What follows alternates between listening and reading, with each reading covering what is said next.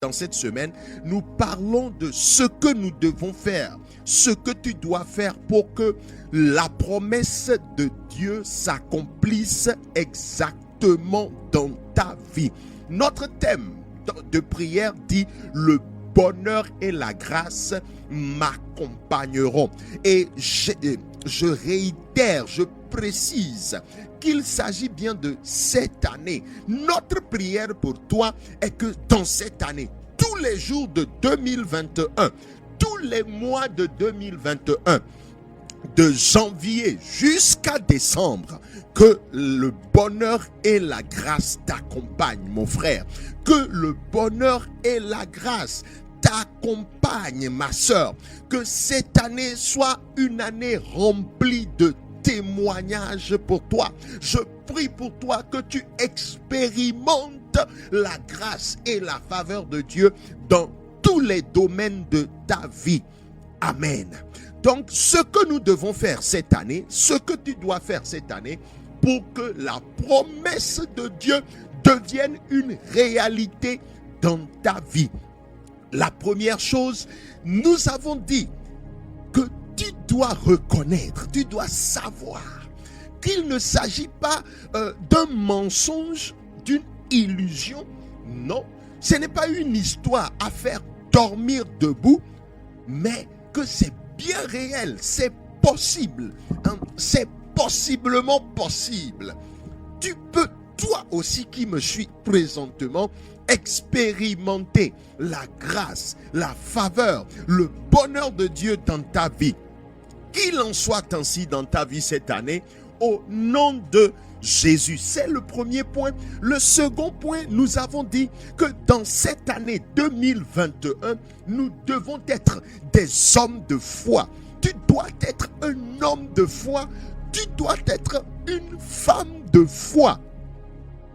Malgré les montagnes, malgré les difficultés, malgré les oppositions, les défis auxquels tu es actuellement confronté, manifeste la foi. Le Seigneur Jésus nous a dit, tout est possible à celui qui croit. Je prie maintenant pour quelqu'un, reçois la grâce de la foi maintenant au nom de Jésus. La troisième chose, nous avons parlé du désir, la volonté. Tu dois manifester toi-même la volonté, le désir. Tu dois t'intéresser à l'accomplissement de la promesse de Dieu dans ta vie.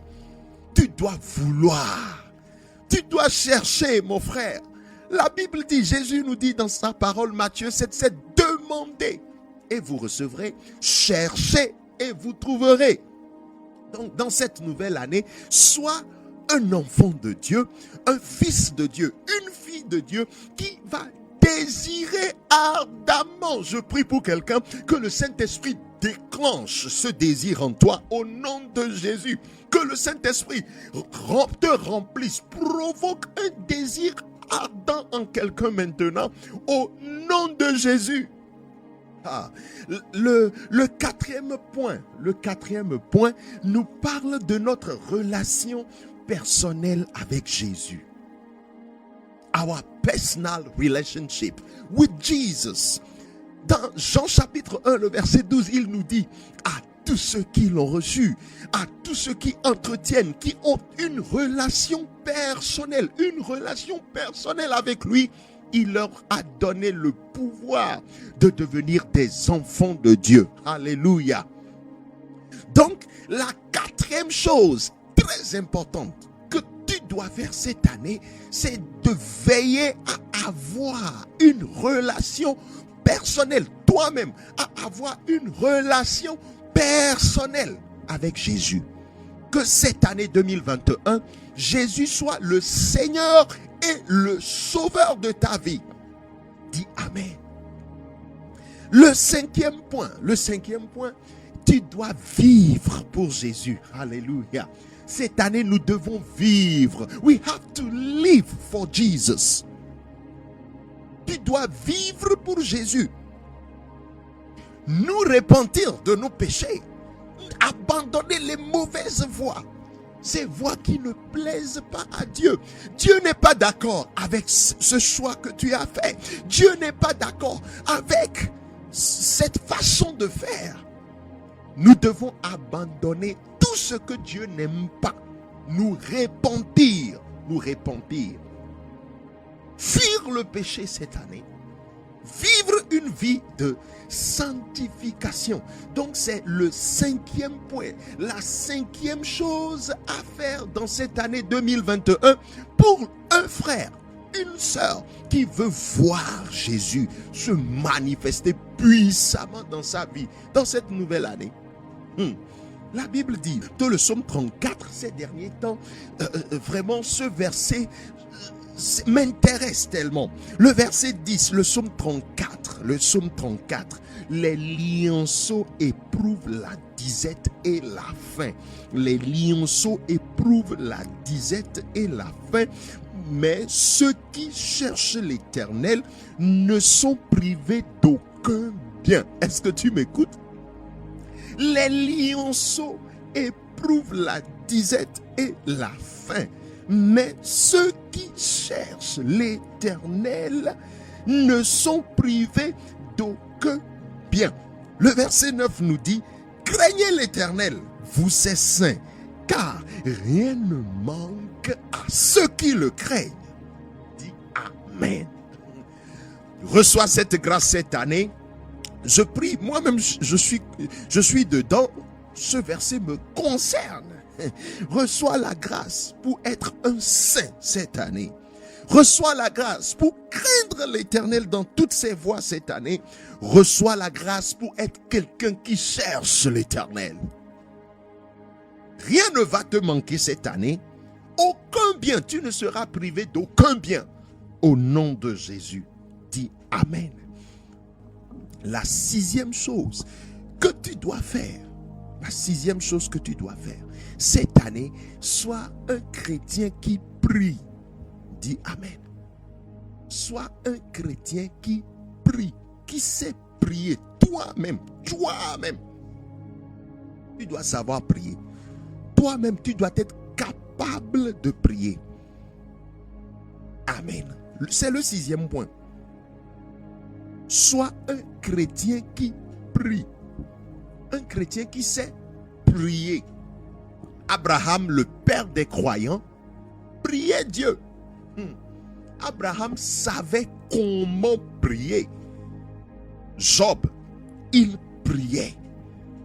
Isaac, il priait Dieu. Jacob, il priait Dieu. Ce que nous avons lu, le premier verset que nous avons lu aujourd'hui dans Genèse, le chapitre 32, c'est une des prières de Jacob. Jacob adorait Dieu. Jacob remerciait Dieu. Est-ce que nous voyons? Donc cette année, sois un homme de prière. Sois une femme de prière.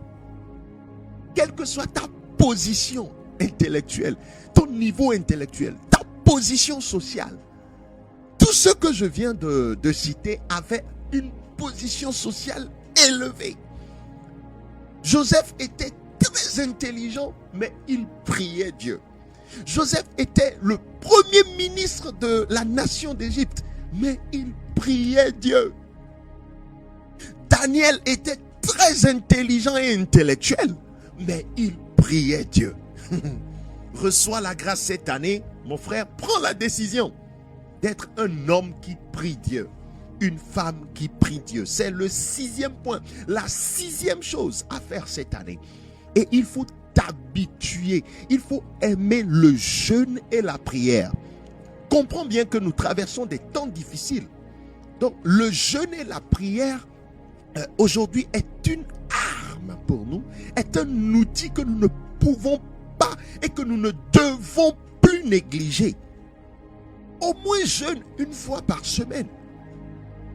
Présente tes requêtes à Dieu. Lutte dans la prière, mon frère. Cette année, soyons des hommes et des femmes de prière et aimons le jeûne et la prière aussi. C'est le 6e point. Le 7e point. Le 7e point, il faut savoir faire. Il faut faire des sacrifices. il faut faire des sacrifices. Et qu'est-ce que nous devons sacrifier à Dieu? Qu'est-ce que nous devons sacrifier à Dieu? Quand nous voyons Romains chapitre 12, si nous lisons Romains chapitre 12, le premier verset, le 7e point, il faut sacrifier, il faut savoir faire des sacrifices. Je prie que le Saint-Esprit t'éclaire afin que tu comprennes ce que nous sommes en train de dire. Faire des sacrifices, savoir faire des sacrifices à Dieu. Si nous lisons Romains le chapitre 12, le premier verset, l'apôtre Paul nous donne cette exhortation. Il dit: je vous exhorte donc, frères, par les compassions de Dieu, à offrir vos corps comme un sacrifice vivant, saint, agréable à Dieu, ce qui sera de votre part un culte raisonnable. Romains chapitre 12, le premier verset. Ici, le 7e point, la 7e chose que nous devons faire cette année, avoir l'habitude de faire cette année, c'est le sacrifice. Qu'est-ce que je peux sacrifier? Qu'est-ce que je dois sacrifier? Ici, selon Romains chapitre 12, Dieu te veut toi-même. Dieu te veut toi-même, entièrement, complètement. Dieu te veut. Donc que quelqu'un s'offre totalement à Dieu cette année. Dis Amen. Qu'est-ce que je peux sacrifier? Je peux sacrifier mon temps à Dieu. Je vais utiliser ce temps pour faire quelque chose d'utile pour le royaume de Dieu. Je peux sacrifier mon énergie, ma force. Je peux sacrifier ma force pour travailler pour Dieu, servir Dieu. La parole de Dieu, dans la parole de Dieu, Jésus nous dit: celui qui me sert, mon Père l'honorera. Jean chapitre 12. Jésus dit: celui qui me sert, mon Père l'honorera. Est-ce que tu écoutes? Ce qui veut dire honorera, là on peut remplacer ça avec celui qui me sert, le bonheur et la grâce l'accompagneront. Que le Saint-Esprit t'aide à bien saisir, comprendre ce que nous disons. Donc le sacrifice, je dis bien, qu'est-ce que je dois sacrifier? Je dois sacrifier. Dieu te veut toi-même entièrement. Donne-toi totalement à Dieu. Dans le livre de Proverbes, il dit: mon fils, donne-moi ton cœur. Mon fils, donne-moi ton cœur. Mon fils, ma fille, donne-moi ton cœur. Donc, nous pouvons sacrifier, donner notre vie, notre cœur totalement à Dieu. Nous pouvons sacrifier notre temps, offrir notre temps pour servir Dieu. Notre temps et notre force, notre énergie pour servir Dieu. Amen. Nous pouvons sacrifier aussi nos biens. Nos biens. Tu peux utiliser peut-être ta voiture pour servir Dieu. Pour servir Dieu. Bon, je ne vais pas aller dans les détails quand même. Nous n'avons pas ce temps. Tu peux utiliser ton argent pour soutenir l'œuvre de Dieu. Tu peux utiliser, ou bien tu dois, parce que certainement Dieu va te récompenser. Que le Seigneur nous bénisse abondamment ce matin. Nous allons lire un dernier test. Et nous allons prier. Je vais prier pour toi. Nous allons lire un dernier test. Le dernier test que nous allons lire ce matin se trouve dans Proverbe, le chapitre 16. Proverbe, le chapitre 16, à partir du premier verset. Proverbe, chapitre 16, à partir du premier verset. Nous allons lire ce test et puis nous allons prier. Proverbe chapitre 16, s'il vous plaît. Proverbe chapitre 16. Le premier verset nous dit: les projets que forme le cœur dépendent de l'homme, mais la réponse que donne la bouche vient de l'Éternel. toutes les voies de l'homme sont pures à ses yeux, mais celui qui pèse les esprits, c'est l'Éternel. Verset 3. Recommande à l'Éternel tes œuvres et tes projets réussiront. Dis Amen. Le verset 3, le troisième verset, nous allons relire le troisième verset. Recommande. Ce matin, c'est ce message que j'aimerais que tu gardes. J'aimerais que tu médites ce message toute cette journée. Recommande à l'Éternel tes œuvres et tes projets réussiront. Amen.